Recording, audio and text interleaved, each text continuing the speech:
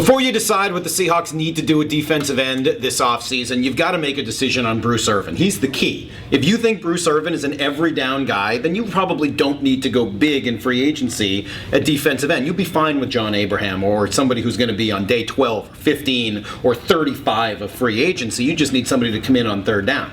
But if you think Bruce Irvin is what he was last year and that's it right now, only somebody who can come in on third down and rush the passer, and if Chris Clemons isn't somebody you can count on with that knee problem, Brock, you got to go big. Forget about the middle ground. Either go small with an old-timer like John Abraham or go big. Go get Paul Kruger, Cliff Averill, someone like that. Okay, answer me and fancy me a couple questions here.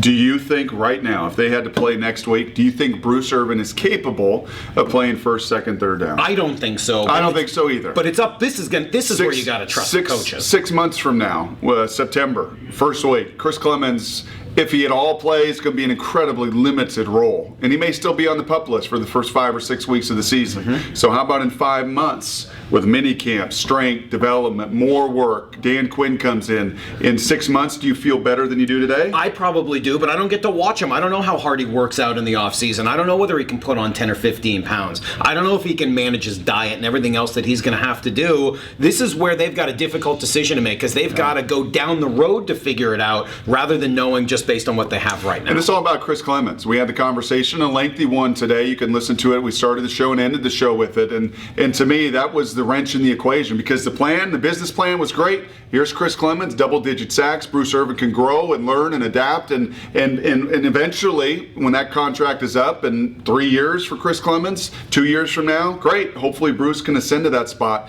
That's out the door now. Clemons is done. As I said, if I had to bet, I don't think he's playing or playing a very small role the first 5 weeks. So can Bruce Irvin get to that point? He is not there now. Clearly, he's not there now. That Atlanta game exposed that. He's not ready to be an early down, every down kind of guy. So do you go big? I'm not quite comfortable with that either. I think getting something in between, Salk, right now with where this organization is going to be the end game.